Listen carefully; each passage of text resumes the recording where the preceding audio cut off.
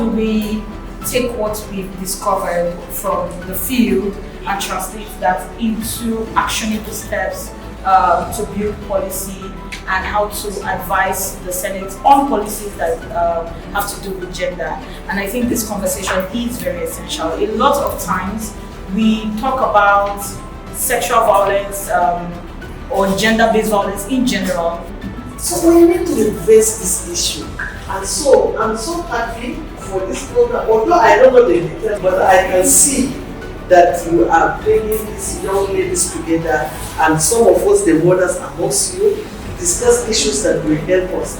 And I urge all of us, as our dear bestie say, let us be open to each other, let us discuss, and I know this is a ending. Because this issue that concerns gender-based violence concerns every woman, whether you are aware of it or not.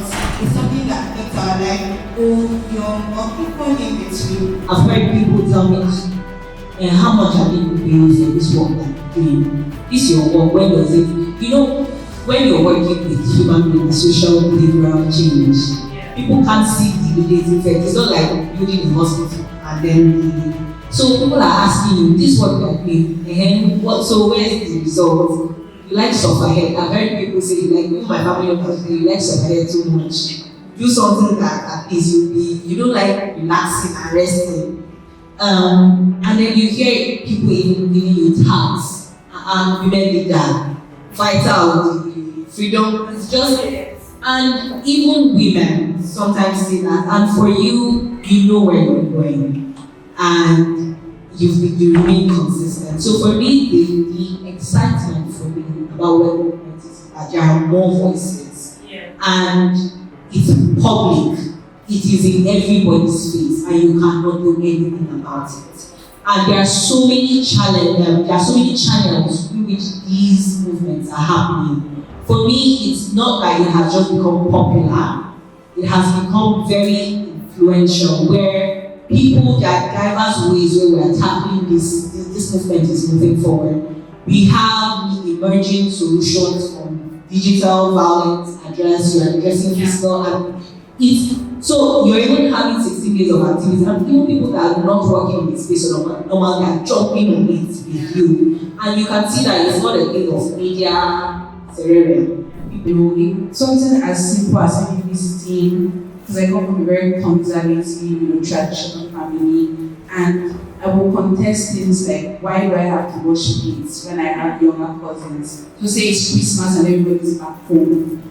And then you, the girls, like everybody's just going to wash plates. And then I'm seeing my cousins who I'm like, maybe about like 5 or something years older than just playing, and you just being there, just lounging. So, just speaking and questioning those things for me was normal, like was the norm. And pushing back was always weird, So I just wanted to say that maybe we've always been that, we've always been the work chooses us. And I think what this spaces do for us is put structure to the work we're already doing. So yes, I think we've always been this thing, and work chooses. Ending violence together means collaboration, it means teamwork, it means merging human resource, financial resource, it means working structures in terms of policies and institutions to tackle the issues of abuse. Ending violence together, for me, means that we cannot exclude any social group. So we have to include everybody, men, women, boys, girls, whatever gender you identify with, whatever age group you fall into, because if you're very conversant with Nigerian space, you will know that everybody can be a victim. I, all that grades, I will personally ensure that by this time next year, one woman in Nigeria will be safe, because I will enable them to know the difference between their rights and morals. I will personally advocate for myself and for others positively, especially on the internet, without using any digital etiquette to communicate, transfer, and promote digital safety to those who are abused, especially on the internet, and to those who don't know that digital safety is a right and not a privilege. I, Shehu Musa Yar'Adua, will personally ensure that by this time next year, one woman in Nigeria will be safer, because I will contest the unequal gender relations in the home that I see every day in different ways in the health and work life. I will personally ensure that by this time next year, one woman in Nigeria will see her, because I will encourage anyone who has told me their story of abuse in any form to report, and I'm going to support them in report because I've not done that before. And our sole responsibility is to educate Nigerian women, empower them, and give them skill, let them be aware of who they are, and then protect themselves, and then fight against gender-based violence. So since 1958, we've been on this. We've been fighting the gender-based violence. Honestly, mindsets have to shift. And one way which we can change mindsets is through critical thinking. And so I've been in spaces where it's supposed to, there spaces that are supposed to be advocacy driven, yet it just seems like events are happening for the purpose of. And so increasingly I got an obsession with impact.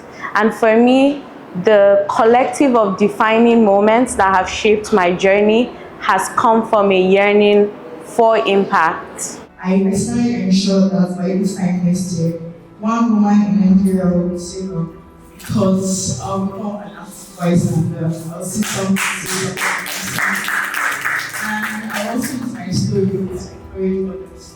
I will personally ensure that by this time next year, one woman in Nigeria will be safer, because I will focus on sensitizing men on what is right to do, how to speak to a woman, how to just respect a woman generally, specifically changing the mindset of mothers on how to train their sons.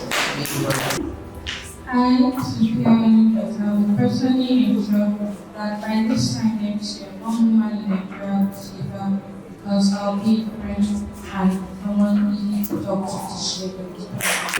Will personally ensure that by this time next year, millions of Nigerian women will be safer, because we will have domesticated and implemented the National Women's Economic Empowerment Policy in more than 15 states, and because an empowered woman is liberated.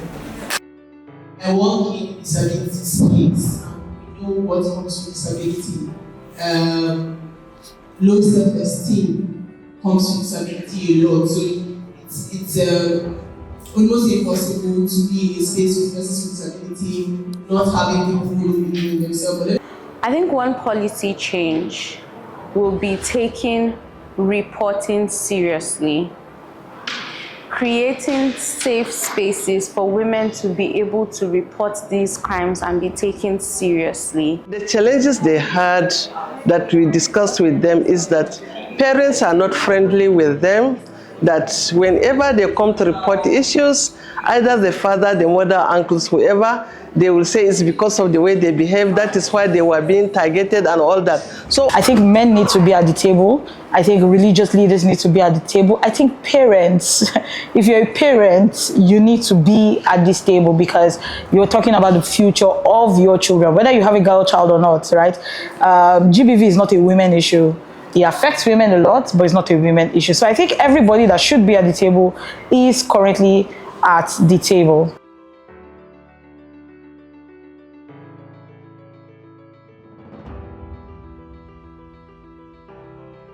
Together we can end violence against women by championing women's rights, equality for all. 15 days of activism.